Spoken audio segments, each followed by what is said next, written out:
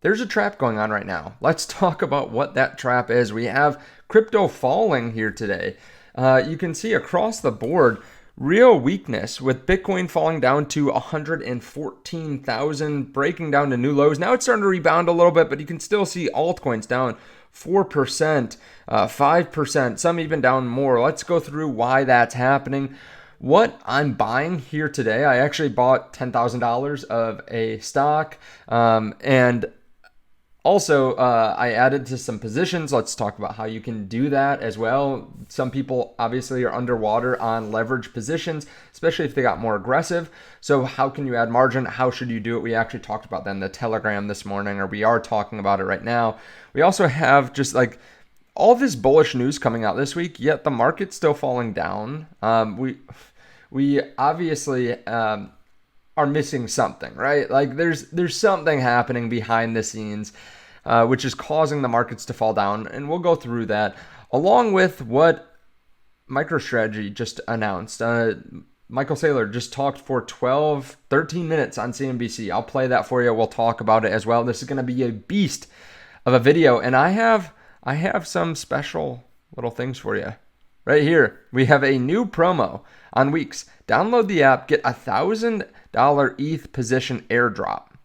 This is interesting. I haven't heard of an ETH position airdrop before, but if you want to check this out, you can sign up for Weeks underneath the video. I've never seen an offer like this, so check it out. We also have BTCC making a 20% deposit bonus offer as well. If we can get to load, you can get a 20% deposit bonus all the way up to $400.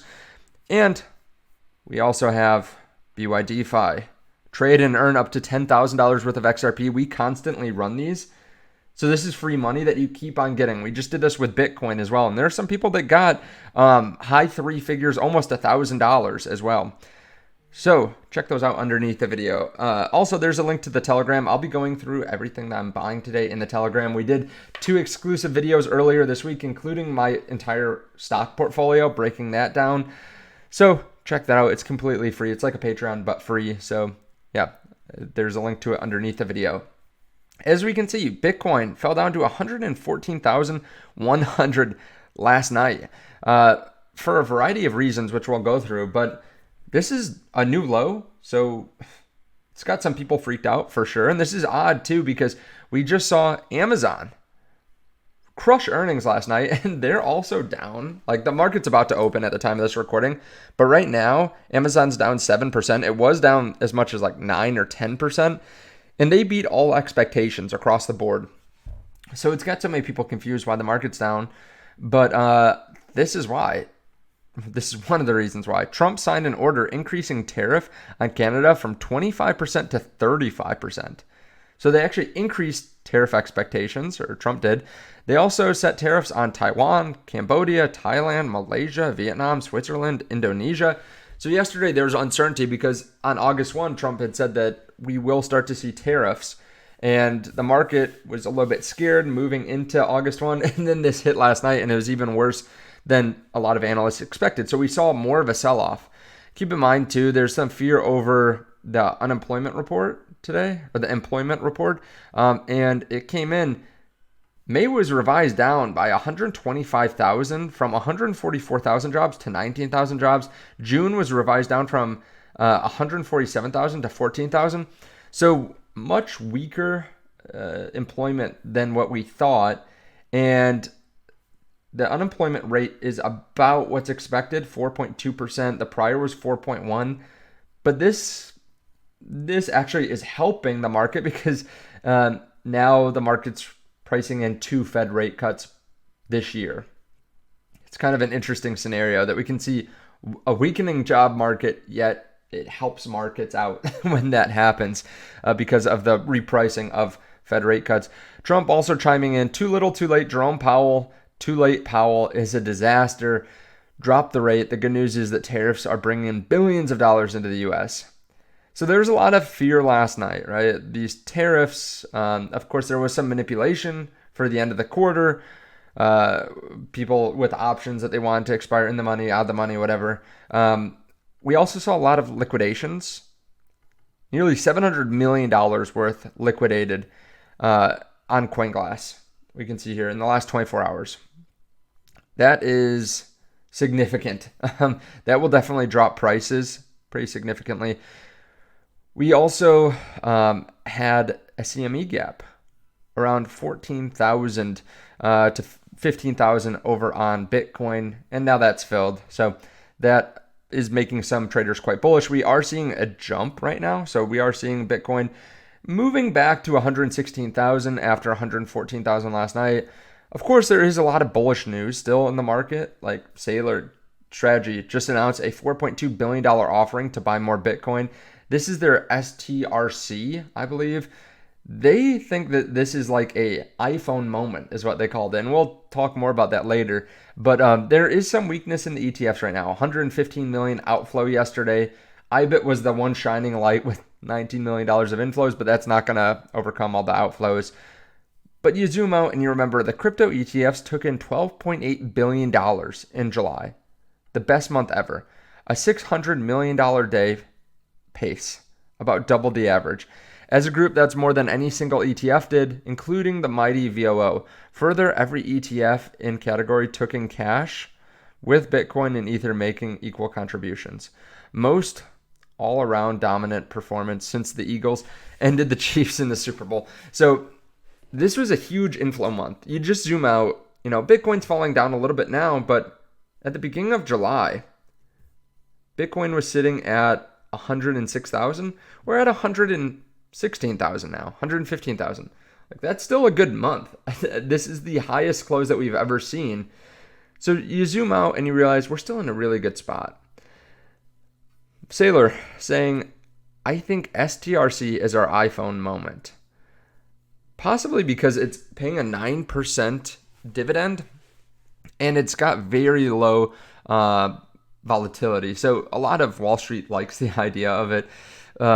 They also announced a new MNAV-based framework for issuing common stock. We talked about this a little bit in yesterday's video, but below 2.5x MNAV, there's going to be no at-the-money offerings. So they're not going to sell common shares if it's under like a 2.5x. What's this mean? Well, if they have $50 billion worth of Bitcoin, unless strategy is valued at 125 billion or more, they're not going to sell shares. And then 2.5 to 4x, they're going to use opportunistic issuance to buy Bitcoin, and above 4x, they're going to use active issuance to buy Bitcoin. Honestly, I don't know if they needed to do this. There have been some people griping about them diluting shareholders, but I still think it's worth it at 2.2x, something like that, to be able to buy more Bitcoin. But you can make your own decision on that. Coinbase added 2,500 Bitcoin in Q2 and now has a total of almost 12,000 Bitcoin. They've been doing weekly BTC purchases. Obviously, they have more data than anyone in the crypto space, just about anyone, to buy opportunistically. The SEC chair, Paul Atkins, says his key priority is to establish clear crypto regulation. So there's still so much bullish news. Like the SEC has turned from very bearish on crypto to bullish. They're trying to tokenize everything and bring everything on chain. The White House reported or gave their digital assets report earlier this week, and they're going to try to acquire more Bitcoin. There have been so many new companies that have become top 10 holders of Bitcoin recently. Like Trump Media in the last couple of weeks became a top 10 holder. Bitcoin Standard Treasury Company became a top 10. XXI added. Strategy added. Like all these companies are buying Bitcoin. Metaplanet continues to buy Bitcoin.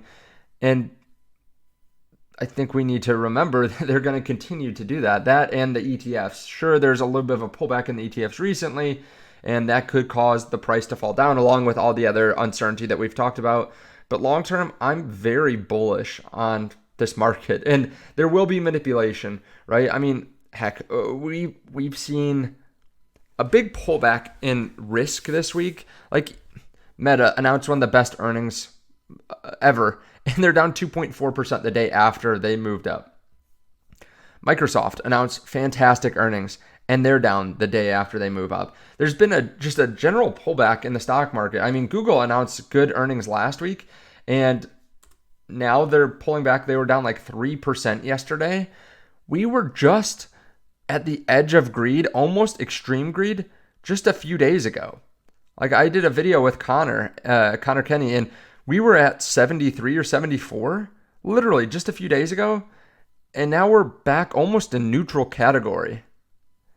And when we have such good earnings on Facebook or Meta and Microsoft and Google and Amazon, and they're pulling back this much, what's that mean? It means everything gets cheaper, right? If you're a company growing at 20% and you look over the next 12 months, let's say you have a 20% earnings quarter, that just means you got 5% cheaper because you're earning 20% more than last year.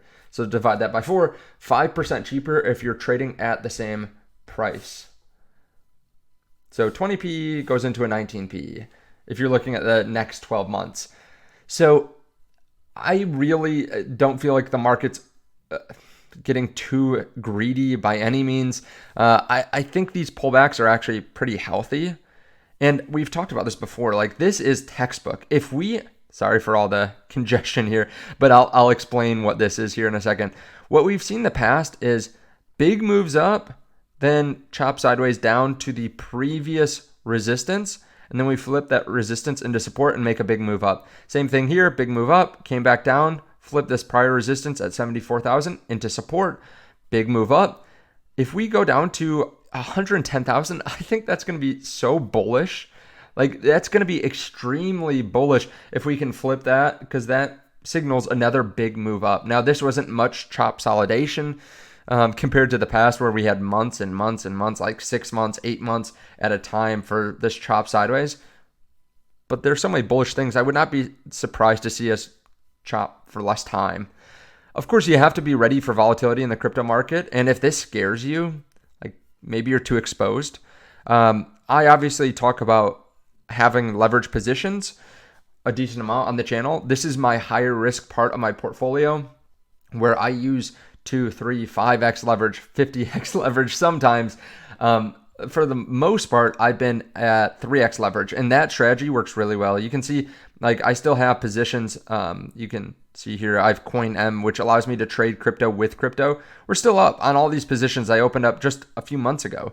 And I have that on all the exchanges underneath. I have leverage positions that are low leverage, but this week I did place a higher leverage position because, well, one, there was so much good news that came out. I also thought we were going to jump off the prior level of support, but we actually fell below it. So yesterday I got liquidated. It was a small position for me, but still, important. So what did I do? Did I throw in the towel? No, I ran a strategy that I run pretty constantly. If I get liquidated, I have a limit order right around the same price I'm going to get liquidated at, actually a little bit higher. So with that in mind, I got liquidated and the new position opened. There are various ways that you can add to positions. One, you can just add more margin. Like you can just hit this low margin button, and we'll get to Michael Saylor in a second. If this doesn't pertain to you, that's okay. You can skip a little bit, but you can add this low margin button or click this low margin button, and you can add just more money that lowers your liquidation price. So that's one way to go about adding margin. But if you're going to be away from the computer for a while, or let's say you have if it's a smaller position that you can just set up a whole new position. This is something that I like to do, which is just this cascade of buys, of limit buys. So that way, if I get liquidated, boom, the next one opens. And then if I get liquidated again, the next one opens, and so on and so on. I think we'll find support here before I'll get liquidated again, but I could always be wrong. But this is one way that you can set up buys. So that way, if I'm wrong, get liquidated, wrong, get liquidated, wrong, get liquidated, I'm going to hit eventually. And unless we go into a bear market, or this is very aggressive. So if we don't find support here, I'll have to add more positions. But I'll eventually catch the bounce. And then when we move back up, that move will make up for all the liquidations in the past. Or let's say you have a $1,000 position and the liquidation point is like fairly close to a point of support. Maybe you just want to hit this button and add another $100 of USDT to lower your liquidation price. There are various ways to do it. I'm not telling you how to do it, but this is how I have mine set up right now. So that way I don't have to actively look at it and actively be adding more margin throughout the weekend or anything like that. And you can approach it various ways, right? Whatever suits you best. Now, we do have Michael Saylor talking about the market, talk about MicroStrategy, talk about Bitcoin. Let's play this, and I'll give you some of my thoughts. The largest corporate holder of Bitcoin, lower this morning. MicroStrategy is now known as simply a strategy, reported its best quarterly profit ever, well above the loss that analysts were expecting, reversing the year-ago loss. The company now holds more than... By the way, I will talk about the company that I bought $10,000 worth in a little bit. 600,000 Bitcoins. Join us now, Michael Saylor, the company's executive chairman. 3% of all the Bitcoins that will ever be minted. 628,791 owned by Strategy, but who's counting? Yeah, thanks for noticing. We see Bitcoin as digital capital.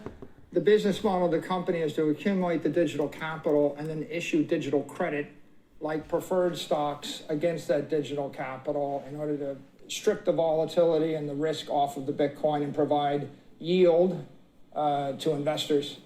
And the latest preferred stock offering, it was going to be $500 million, and why not do $2.5 billion? It 5 times as much because of demand. You know, my first IPO was $48 million in 1998. This year we did 4 IPOs for a total of about the first was $500 million, $500 million, $1 billion, and this is the largest IPO of the year, $2.5 billion. Like the Todd, do you have? Are they all orange now?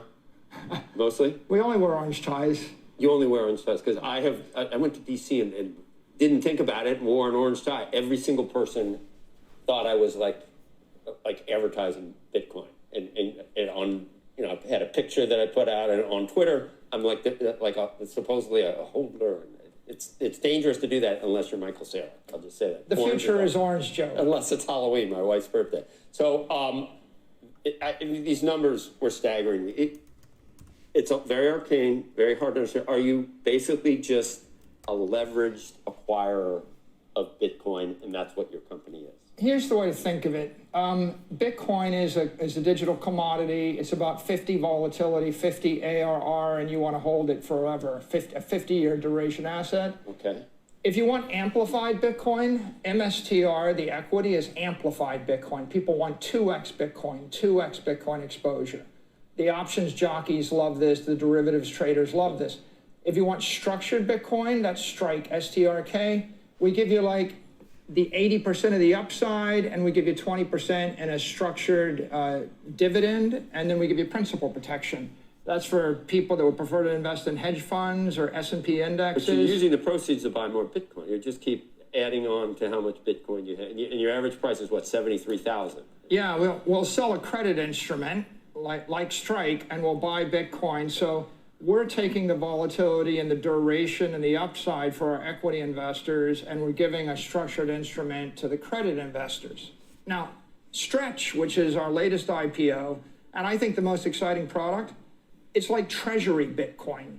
It's for someone that wants monthly dividend, they want principal protection, they want the lowest volatility, they want a high yield savings account, and it kind of competes with money markets or with treasuries. And so what the company has done is we're taking this pure digital capital asset that's got a lot of performance but a lot of volatility, and we're refining it into securities that conventional investors can buy depending upon their risk tolerance and their duration interest. Is there ever too much Bitcoin for you to own? Like if you could own all of it, would you?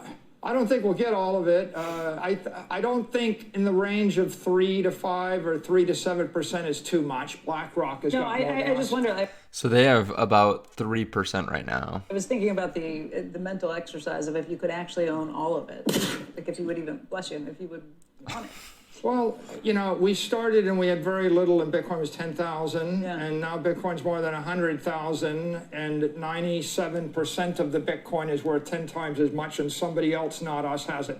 Right. So as a practical matter, what we're doing is we're monetizing and powering up this. I totally get it. I just mean, if you owned all of it, would that change the entire behavior of Bitcoin? Yeah, we wouldn't want to own all of it. We want everybody else to have their piece. The nice thing there is there's 160 companies that are capitalizing on Bitcoin in the public market, up from about 60 last year. So the Bitcoin treasury movement's exploding. And companies like MetaPlanet in Japan and Capital B in France and Smarter Web in the UK. And then there's a raft of them in the US, Anthony Pompliano's company, and 21, they're all capitalizing. The big idea is I take digital capital, I issue digital credit, and a digital credit instrument can either be longer duration or it can be higher performance. We're offering 9% dividend yield with Stretch. The average money market's 4.2% dividend yield. No one would ever want to give a 9% perpetual yield in a bond that's backed by real estate or backed by gold or backed by any conventional fiat asset.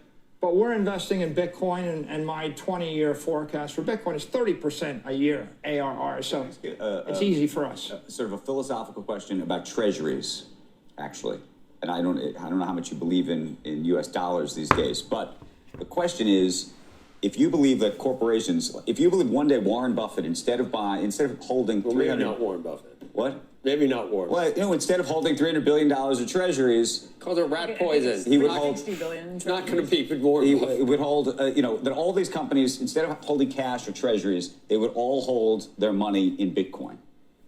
If that were true, what would that do to the U.S. government and its ability to operate? Well, I think the key to keep in mind is Bitcoin is demonetizing foreign real estate, private equity, public equity, other sorts of store of value assets everywhere in the world. 20th century physical analog assets are becoming 21st century digital assets. These companies like Apple and Microsoft, if they could buy the S&P index, they'd be better off. It's against SEC rules. Right. Yeah, so these companies are forced to get 4% or so on their cash, and some of these large tech companies have $100 billion plus. They could make another $5 billion a year if they could just buy the S&P 500, but they can't. They're not allowed to. And what he said there is completely right, that we are getting money pulled from real estate, from other businesses, to be put into Bitcoin. I mean, how many times have you seen that on Twitter where people say, well, I'm not going to invest in this business because there's risk and it might perform well and give me 20 or 30% a year, but Bitcoin performs at 50% a year. So unless something can give me 60, 70, 100%, I'm not going to invest in it. And it's more work than just buying more Bitcoin, which I've already done the research on. I already know all the risk factors. So I'm just going to buy Bitcoin instead of buying this business. I've also talked to a lot of people recently that don't want to buy real estate because, one, it underperforms. Two, it's in one spot. It's in one specific spot. So there's regional risk. Three, it's not very liquid. Four, there's more work. Even if you have a manager, there's still more work than just buying Bitcoin. So yeah, it is pulling capital away from some of these assets. If they could buy each other's securities, if the Mag 7 could buy each other's securities, they would be better off. That's against SEC rules. The only security Apple can buy is Apple stock. And what do? They buy their own security. So, and generally, if you're trying to create shareholder value, you don't want to park it in a fiat currency. You want to park it in a tangible asset. But gold and real estate don't make sense. The other side of that is if they buy back their stock, they're getting a better return for the most part, unless it's overvalued, right? They're getting a better return than treasuries. This is why so many different companies buy back their own stock over time, and they just produce so much cash. Like, you can keep on building it up on the balance sheet, but then it's just kind of wasted capital at the end of the day. When you buy something like Bitcoin versus paying off, versus buying your own stock back, you still have the capital there. So if you buy back your own stock, it's gone. It's kind of like paying off debt for an individual. Like, it's great. You can get a return on it. But that capital is gone. So if you need it for something, you can't get it. Now, for most of these big tech companies, it doesn't matter too much because they print so much cash that they literally can't find a place to put it. But let's say, all of a sudden the AI race kicks up and all these companies want to spend a lot of money on AI. If you had something like Bitcoin, you have a store of value there that you could funnel around to different things. I'm not saying that they would do this, and I think it would be more important for smaller companies, honestly. Companies that aren't as well capitalized or don't create as much cash, where they can store value somewhere that still provides a good return. but they still have access to the capital in case they want to make a big investment. See, we're talking about Bitcoin does. stable coins and treasuries having to back those. Could you ever see a day where they'd be backed by Bitcoin? That's unclear to me. I think that the two dynamic trends in the crypto economy right now are the explosion of digital currency, which is what a stable coin is, backed by the currency equivalent, and the explosion of digital capital, which is what Bitcoin is, and Bitcoin is backed by energy, computer power. And I think the currency is short-term medium exchange. Like if you need money for less than 4 years, people are going to the currency. And Bitcoin is long-term store of value, 4 years to 40 years out. And so it's a matter of duration there. The word stable and Bitcoin don't really go together that well. But when you say stable coin and you're talking about a fiat currency, that does not compute either. There's nothing stable about having something that goes down every decade. It's worth how much less every decade? You're just sitting on a wasting. Monetary theorists want to say that 2%. Money's a medium exchange and a store of Neither value. one of them are stable.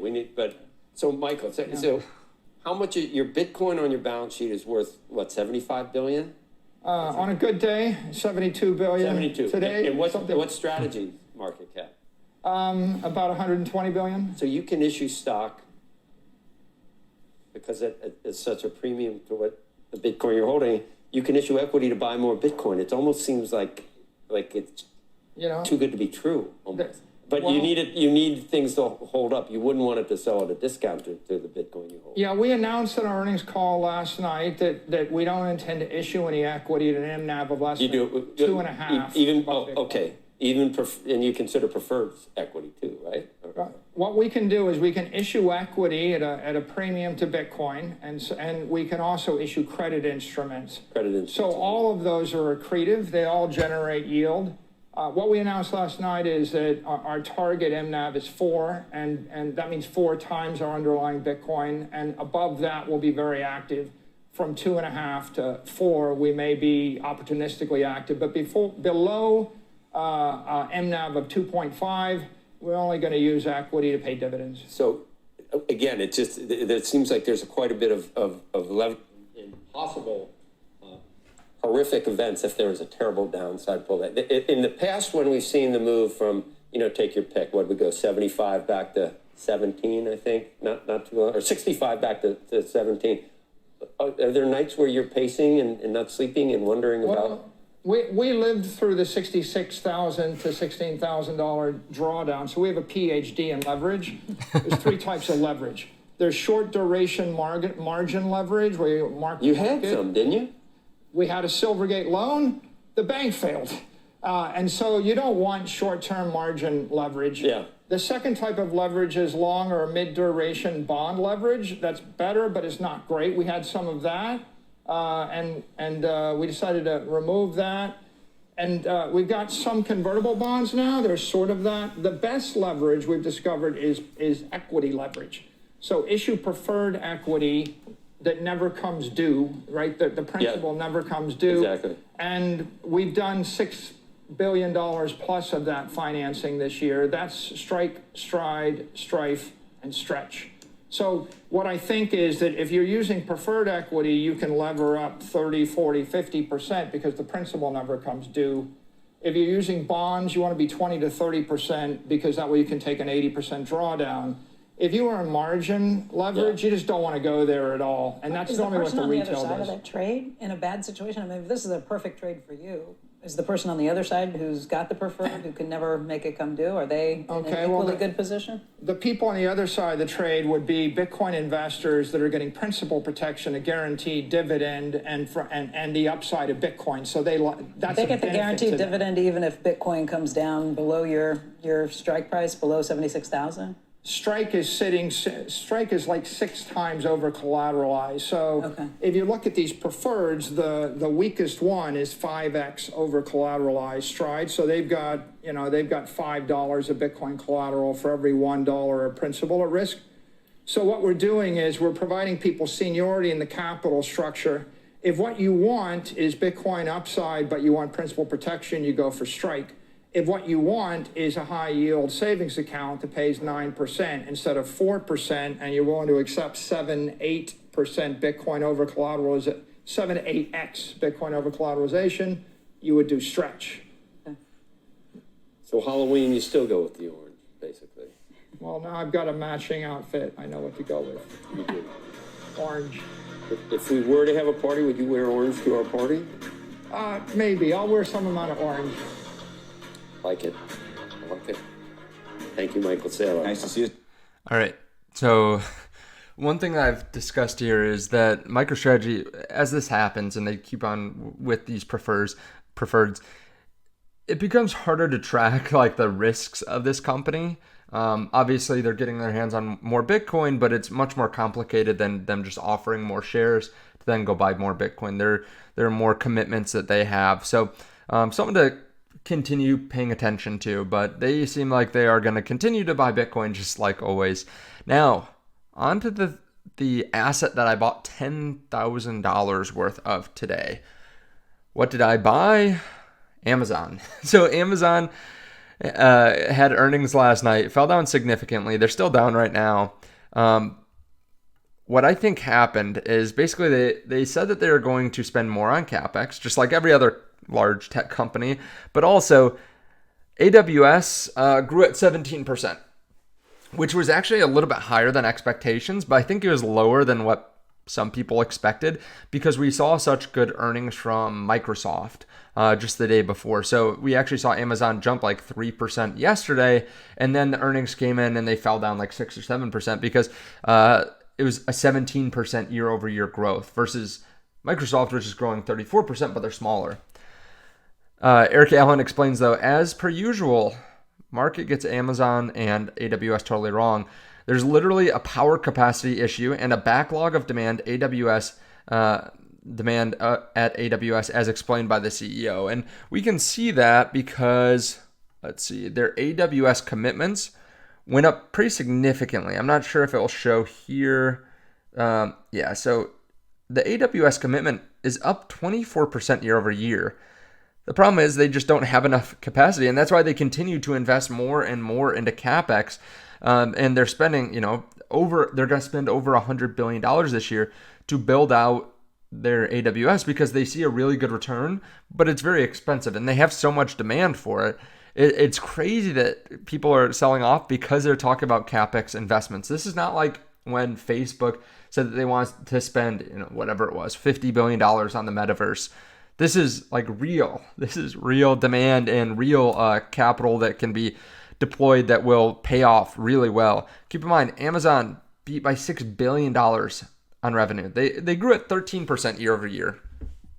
And they are one of the highest revenue companies in the world. And they're still growing well into the double digits. Their operating margin was 11%, better than expected. EPS beat by 35 cents. So like a 25% beat. Q2 guidance was higher than expected as well. They're expecting to grow another $10 billion just next quarter. AWS beat operating margins a little bit lower than last year, but you can see they are extremely profitable, and they would be much more profitable if they weren't spending so much on CapEx. I think this is going to be one of the best companies in the world. Well, it already is, but it's going to be one of the best companies in the world over the next 5 years to invest in, assuming you want something, a large tech company. Of course, it's less risky than a smaller company that might have a little bit more upside, but they are going to be one of the biggest winners from AI, from robotics, because they have the largest distribution. Think about this. If they have a 3% better margin, they make another $5 billion a quarter. Like, that's insane. They have so much revenue that if they just slightly improve margins, it really affects the bottom line. So let me know your thoughts on all this underneath the video. Of course, I added to Amazon. Some people are going to be like, well, why didn't you add to Bitcoin? Well, I have talked about this pretty extensively. I have a large Bitcoin position, and while I would love more, the fact is that it is a large portion of my portfolio already because I bought a lot during the bear market. So I still trade right now. I still am trading. And that is one way that I've gotten really good returns. But I haven't added to spot positions in a while. However, if we do continue to fall, I may add on a pullback. Of course, if you want to if you want more information on that, I have exclusive videos on the Telegram where I go through stuff like this. I also just posted a couple times over the last couple days, exclusive videos just on the Telegram, which is completely free. You might as well join. Telegram isn't scary or anything like that. It's just a channel where I post. It's basically like an email. It's like an email list, but it's just Telegram instead. So you pull up an app instead of going through emails, and it has videos right there and links to unlisted videos. Bitcoin pulling back right now. Don't be surprised if we do go down to 114,000 towards the bottom end of this range, or even like 110, 112. This is the prior resistance. Of course, the overall market is pulling back too. Even though we're seeing a repricing of rate cuts, the market's still scared, right? Like tariffs are scaring the market. We're down 2.3%. This is after probably the best earnings I can ever remember for big tech companies. Google, Amazon, Apple, Microsoft, everyone is beating expectations. It seems like obviously Tesla was a little bit under expectations last week, but that's not affecting the market now. Let me know your thoughts. Thank you so much. I really do appreciate it. Stay long-term focused, right? We just closed higher on the monthly than ever before. So zoom out, be happy. From a month ago, we're still up $8,000 per Bitcoin. Thank you so much. I'll see you in the next one. Again, you can check out the links underneath the video to BitUnix, to Weeks, to BTCC, to BYDeFi. All those have bonuses and sign up deals right now. So you might as well try them out. And I actually use multiple exchanges. I think you probably should too. Let me look at one last thing here. Actually falling down like another 0.2% from just a minute ago, which is kind of crazy. That's a lot of volatility right now. The VIX is up. Let me pull up one or two more things for you. We're already at 37 minutes. You might as well stay a couple more minutes. Let me know if you've made it this far in the video too. Let me know by putting what you're drinking down below in the comments section. Right now, I just have some water, finished some coffee, but we have the VIX spiking up. Even right now, like I just looked a few minutes ago, and it was up 13%. We're up 23% right now. 23%. That's a huge increase. You pull up Bitcoin from even 2017, we got rejected right around these levels, right this trend line back in 2021. Then again in 2024 and 2025, we broke out above it just in June. And now it does look like we're flipping it into support. So you can see right around 114,000, 113, depending on just how you move this. I mean, it's such a long line that you could move it just slightly and it would change where this flips. Like for example, if you move it to here, we have support right around 112,000, which is where the prior resistance was. So don't be surprised if we do see a bounce around this level or even down to 110. I wouldn't try to get too micro on it because there's going to be volatility with everything that's happening right now with all the uncertainty around tariffs. Keep in mind too, every August, at the beginning of August, I believe has been pretty bad. Let's go back to August of last year. Let's go right here. August, we started at 70, went all the way down to 49. The August before, we were at 29,000, and then by the end of August, we were at like 24,000.